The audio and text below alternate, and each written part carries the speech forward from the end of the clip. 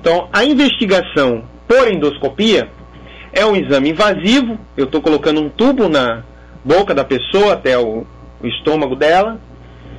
Esse tubo que eu estou colocando pode machucar, causando dor na barriga, dor abdominal, dor no tórax e pneumonia em 1 a cada 100 pessoas que eu faço o exame. Pode levar, inclusive, à morte em cada 2.000 pessoas que eu examino. Então, eu não devo só brincar de endoscopia. Fazer endoscopia, sentiu dor, vamos fazer uma endoscopia. Não é assim. E isso é papel de todos os profissionais orientar. Não é só do médico, do enfermeiro falar, do agente comunitário falar que a endoscopia não é um exame de brincadeira, né? Então, deixar realmente a endoscopia para aqueles casos com sinal de alerta ou que não respondem ao tratamento. Se eu tratei com o remedinho que eu vou falar aqui para vocês, não melhorou, eu tenho ainda a opção de tratar uma bactéria chamada Helicobacter pylori. Normalmente, o diagnóstico dessa bactéria se faz por um teste de sopro, que eu vou falar depois para vocês. Se não tem esse teste de sopro no município, e não tem pesquisa no sangue dessa bactéria à disposição no município, aí, como é o caso de Florianópolis, a gente às vezes pede endoscopia com pesquisa dessa bactéria, porque não temos outra opção. Então já tratamos, não melhorou, aí eu pesquiso essa bactéria através de endoscopia. Daí eu trato se tiver o exame positivo.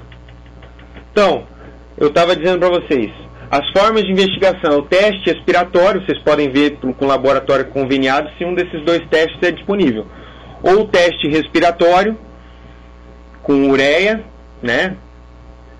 Ou o exame sorológico de Helicobacter pylori, que é essa bactéria. Tá? Se não tem à disposição, daí só endoscopia e depois, após tratamento. E o tratamento, gente? Como é que é o tratamento para problemas, para síndromes dispépticas?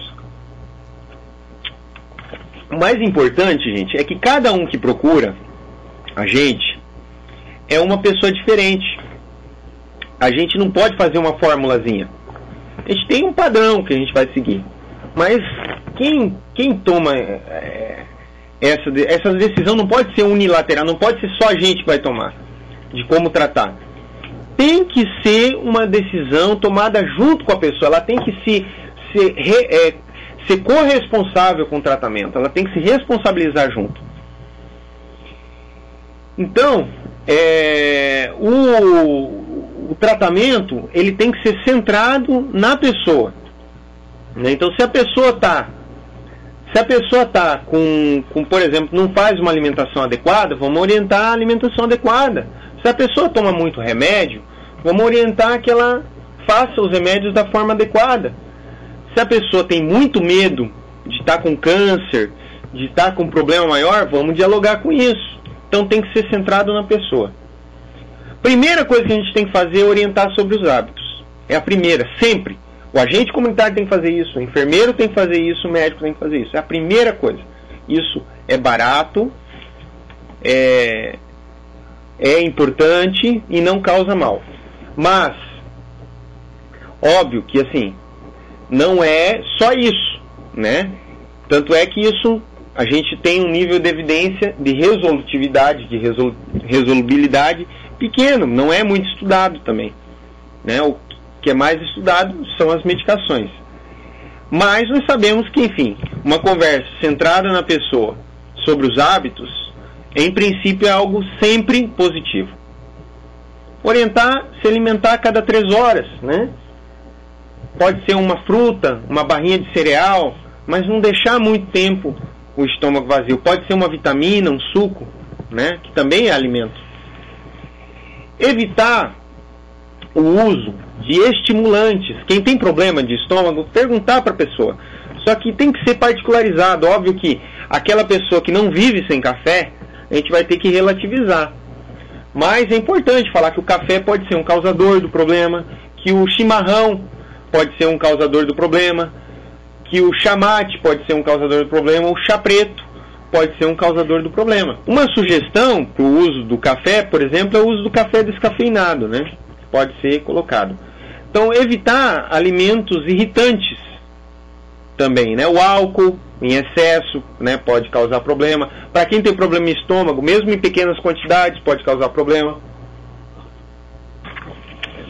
O refrigerante, muito comum aqui em Florianópolis, o uso de Coca-Cola, pode causar problema. As frituras, né? E aí, o que a gente vai fazer? Orientar a alimentação saudável. Dentro dessa alimentação saudável, dicas como frutas são muito importantes. Alguns gastroprotetores, nozes, castanhas, né, são importantes. O uso do cigarro deve ser sempre desaconselhado, porque também pode causar irritação no estômago. E os excessos na alimentação, né? Churrascão, aquele grande churrasco, para quem está com problema no estômago, pode acabar de comprometer, né? Então, evitar isso. Não é que não pode. Eu nunca digo para os meus pacientes, por exemplo, não pode. Eu digo, olha, pode ser um fator que está contribuindo com o teu problema. Quem sabe você não faz uma experiência. Essa história da experiência é muito interessante. A pessoa suspende por um tempo e vê se melhora, né? Isso pode ser um aliado. Muitas vezes eles percebem e fazem uma mudança de estilo de vida, que é o que é permanente, né?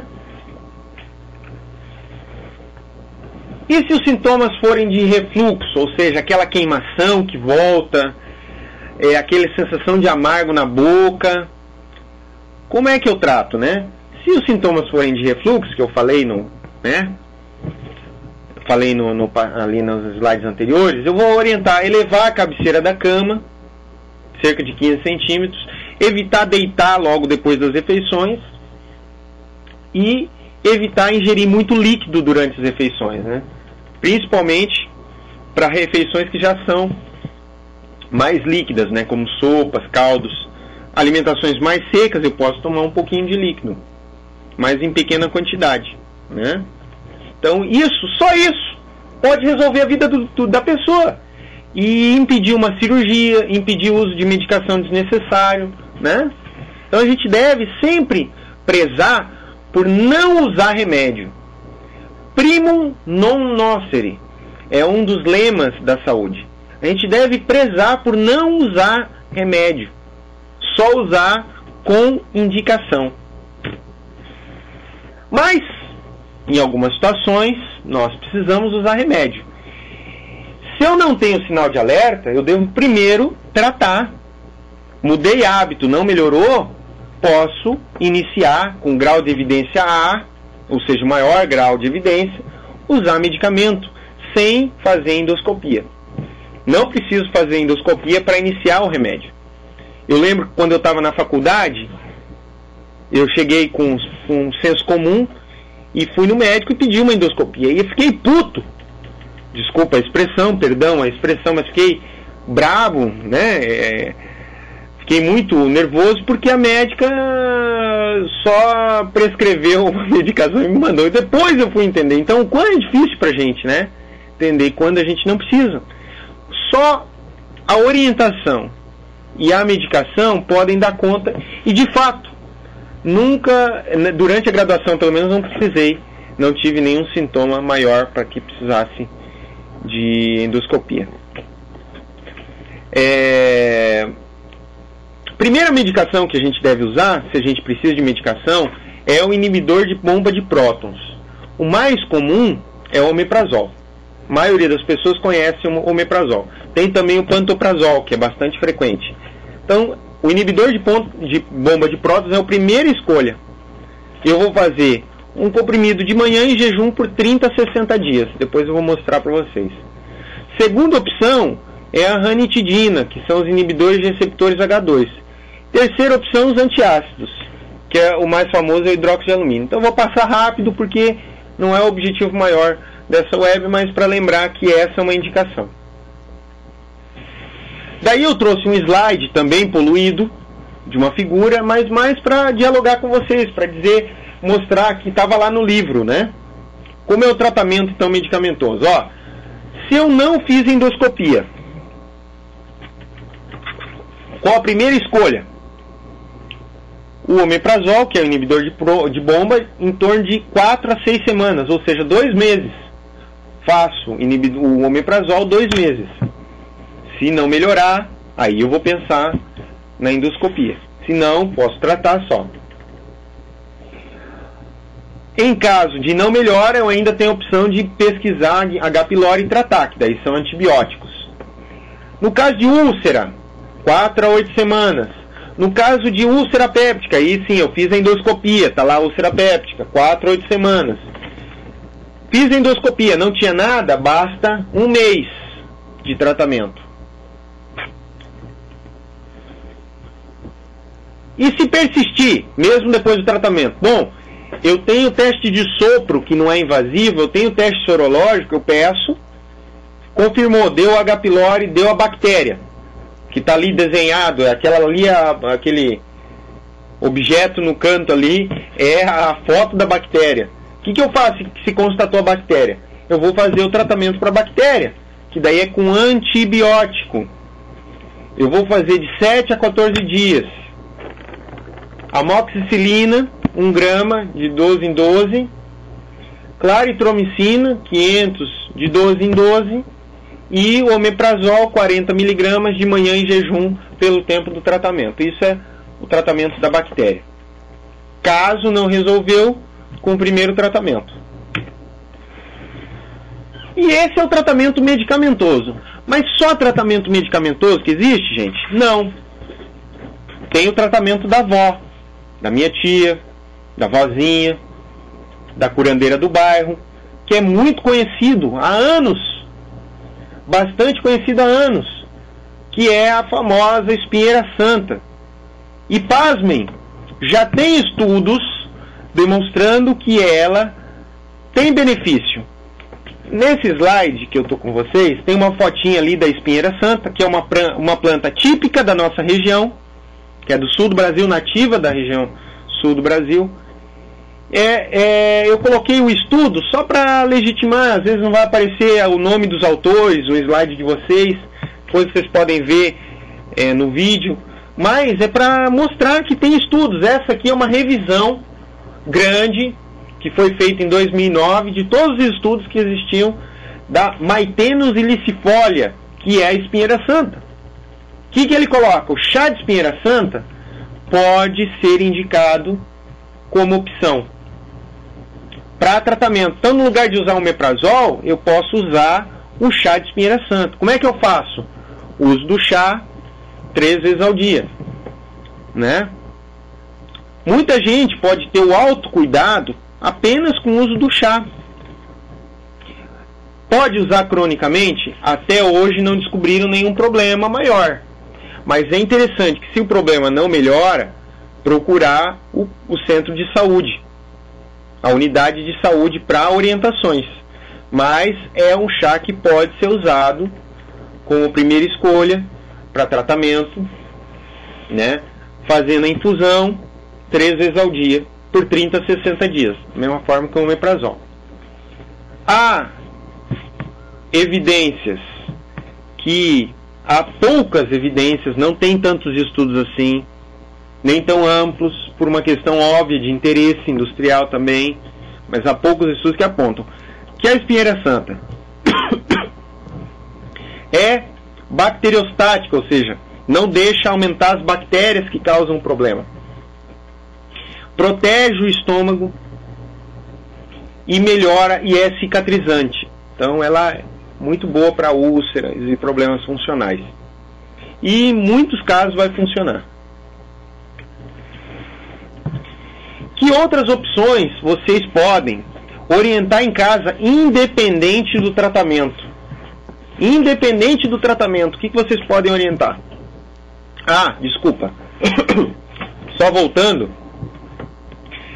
A gente deve evitar o chá de espinheira santa em gestante e em mães que estão amamentando. Não porque seja perigoso, mas porque não tem grandes estudos. Há alguma evidência que, por exemplo, o chá pode inibir a produção de leite. Então, a gente deve evitar em gestantes e lactantes. Então, opções caseiras que o agente comunitário pode fazer. Pode orientar a couve como opção terapêutica. Então, uma folha de couve, uma colher de mel, uma colher de aveia, bate tudo no liquidificador, coa e pode ser feito suco verde 2 vezes ao dia. Isso ajuda muito, gente. Ajuda muito quem tem problema de estômago. Outra opção, quando está com aquele sintoma, é o uso do suco de batata. Então, corta a batata inglesa crua, 2 rodelinhas, bate no liquidificador com um copo gelado de água e toma quando está sentindo azia, queimação, estufamento. Funciona muito bem. A batata faz uma proteção e é cicatrizante. Funciona muito bem. Não é o suco mais gostoso. O primeiro, o suco verde, é mais gostoso, né? E ali nesse slide tem a formulazinha para vocês, né? Vocês podem copiar a receita e pode espalhar. Esse é seguro. Pode espalhar para o bairro todo. Para a Dona Maria, para o seu José que estão lá no bairro, vocês podem passar para eles que esse é seguro, tá? Já o chá de espinheira santa tem que ter um pouquinho mais de respeito ali na orientação. Atenção! Muita gente faz uso crônico de omeprazol, que é o remédio para o estômago, ou omeprazol ou pantoprazol. E não há muitos estudos sobre o malefício, sobre o que o omeprazol pode causar com o seu uso crônico. Então ele deve ser desencorajado. Nós devemos orientar as pessoas que não é bom fazer uso cronicamente de omeprazol, com exceção de algumas situações como mais graves, como esôfago de Barré, refluxo, câncer, coisas assim que já tem uso de muita medicação, aí é exceção. Como regra, deve ser evitado. Deve ser estimulado, quando a pessoa já faz uso crônico, a usar eventualmente, ou usar um antiácido eventualmente. Por quê? O omeprazol pode causar, alguns estudos colocaram a possibilidade de facilitar a pneumonia, aumentou em pequenos estudos, e é uma hipótese ainda não comprovada, que pode possibilitar até favorecer câncer de estômago. O uso crônico, gente, não é o uso agudo. Infecções do trato digestivo, muito comum, esofagite por cândida, porque ele diminui a acidez do estômago demais e a pessoa perde a defesa natural, porque o ácido também é uma defesa natural do nosso estômago e esôfago. Em pacientes com insuficiência renal, a gente deve evitar principalmente os antiácidos cronicamente, né? Que, por exemplo, hidróxido de alumínio. E aí eu queria agradecer a vocês, espero que não tenha sido muito maçante e que tenha ajudado vocês com essa figura do chá, que é muito mais tranquilo, muito mais natural, né? E já é milenar para combater as dispepsias, né? A gente sempre tem que prezar por aquilo que é mais natural.